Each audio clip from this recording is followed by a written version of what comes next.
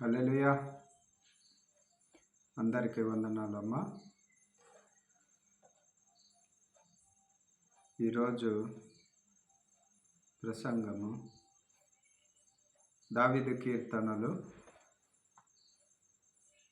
139 మొదటి నుంచి. ప్రియమైన దేవుని బిడ్డలారా, దావీదు కీర్తనలు 139 మొదటి నుంచి, మొదటి వచనం నుంచి నేను చదువుతా. యెహోవా, నీవు నన్ను పరిశోధించి తెలుసుకొని ఉన్నావు. నేను కూర్చునుట నేను లేచుట నీకు తెలియను. నాకు తలంపు పుట్టక మునిపే నీవు నా మనసు గ్రహించుచున్నావు. నా నడకను నా పడకను నీవు పరిశీలన చేసి ఉన్నావు. నా చెరలన్నిటినీ నీవు బహుగా తెలుసుకొని ఉన్నావు. యెహోవా మాట నా నాలుకకు రాక మునిపే అది నీకు పూర్వంగా తెలిసి ఉన్నది. హల్లెలూయా. దేవునికి స్తోత్రం. ప్రియమైన దేవుని బిడ్డలారా, 5వ వచనంలో కూడా, వెనకను ముందును నీవు నన్ను ఆవరించి ఉన్నావు, నీ చెయ్యి నా మీద ఉంచి ఉన్నావు. హల్లెలూయా. ప్రియమైన దేవుని బిడ్డలారా, గొప్ప ఆశీర్వాదము. ఏంటయ్యా ఆశీర్వాదం అని అంటే, 2023 2024 మన జీవితకాలం అంతయు, మరి కొన్ని సంవత్సరాల కిందట భయంకరమైన కరోనా నుంచి, అన్ని విషయాలలో కూడా, కుటుంబ పరిస్థితుల నుంచి, మరి కుటుంబంలో ఎలాంటి ఆటంకాలు వచ్చినా, ఎన్ని అనారోగ్యాలు వచ్చినా, ఎన్నో విషయాలలో దేవుడు మనల్ని కాపాడండి కదా ప్రియమైన దేవుని బిడ్డలారా. అదే రీతిగా ఇక్కడ దీంట్లో అంటున్నాడు కదా, 139 దావీదు కీర్తన, నీవు నన్ను పరిశీలించి తెలుసుకొని ఉన్నావు. ప్రతి విషయం కూడా దేవుడు మన కోసము పరిశీలన చేస్తాడు. పరిశీలన. నిన్ను నన్ను కన్న తల్లిదండ్రులైనా ఒకవేళ మర్చిపోవచ్చు, లేదా మనం బయటకు పోయినప్పుడు కన్న తల్లిదండ్రులకి మనము బయట ఏం చేస్తున్నామో కూడా తెలియదు ప్రియమైన దేవుని బిడ్డలారా. కానీ నీవు నమ్మిన దేవుడు, నేను నమ్మిన దేవుడు ప్రతి విషయంలో, ప్రతి నోటి మాట కానించి కూడా మన హృదయ తలంపులను కూడా గ్రహించువాడు. నాలుకకి రాక మునిపే, నీ నాలుకకి నా నాలుకకి రాక మునిపే తను గ్రహించినవాడు. అలాంటి గొప్ప దేవుని కలిగి ఉన్నాము.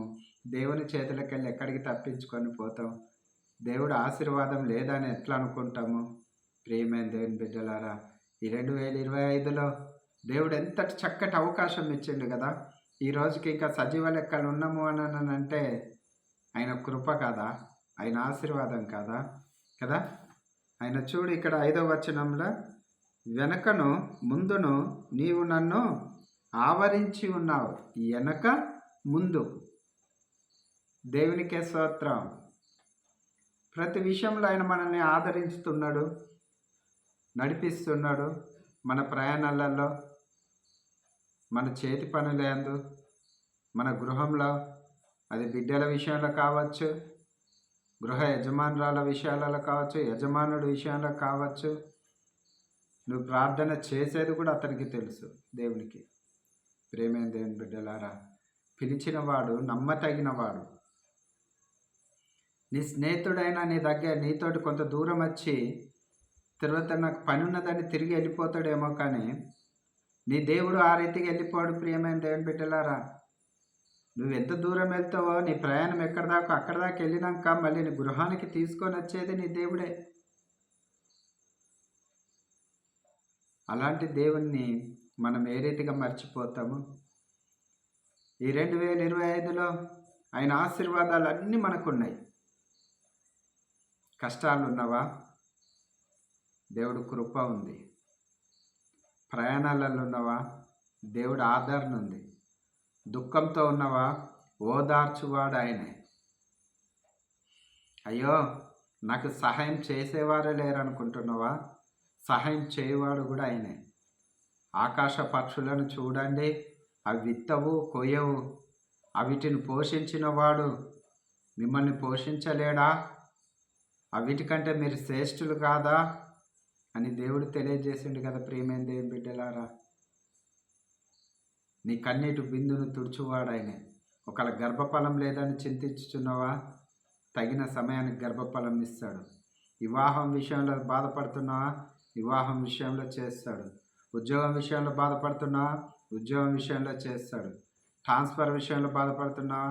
ట్రాన్స్ఫర్ విషయంలో కూడా చేస్తాడు. ప్రమోషన్ కోసం చూస్తున్నావా? ప్రమోషన్ విషయంలో కూడా చేస్తాడు. ఏదేమైనప్పుడు కూడా దేవుడు నిన్ను ఆదరించువాడు, వెనకను ముందును ఉన్నవాడు, నీ ప్రతి అవసరత తీర్చువాడు. నీ తలంపు పుట్టక మునిపే, నీ తలంపు ఏదైతుందో అది నీ నాలుకకి రాకముందే, మనసులో రాకముందే తను ఎరిగినవాడు. ఈ 2025లో దేవుడు ఇవన్నీ నీకు చేస్తానని ఈ వాగ్దానం ఇస్తున్నాడు. ఒకసారి ఈ వాగ్దానాల మాటల్ని ఒకసారి మీరు కూడా చూసుకోండి ప్రియమైన దేవుని బిడ్డలారా. మరి వీడియో చూస్తున్న వాళ్ళారా, మరి ఈ వీడియో రుద్రంపూర్ తిలక్నార్ కల్వరి ప్రార్థన మందిరం మీ దైవజనుడు ప్రత్యేకంగా అందరికీ పేరు పేరు వరుసన 2025లో ప్రేమతో అందరికీ వందనాలు తెలియజేస్తున్నాడు.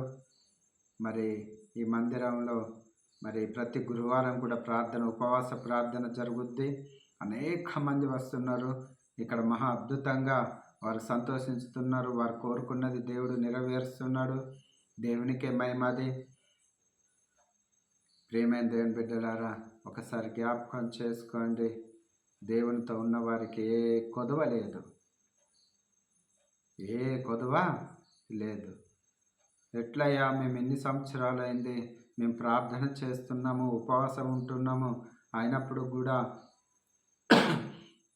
మా కుటుంబాలలో సమస్యలు పోవట్లేవు అనేసి అనుకుంటున్నావా?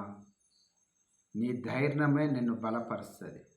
నీ ధైర్యమే నీకు విడుదల ఇస్తుంది. అది ఏ రీతిగా ఉండాలని అంటే, ధైర్యము షడ్రక్ మెషక్ అబేద్నెగోలు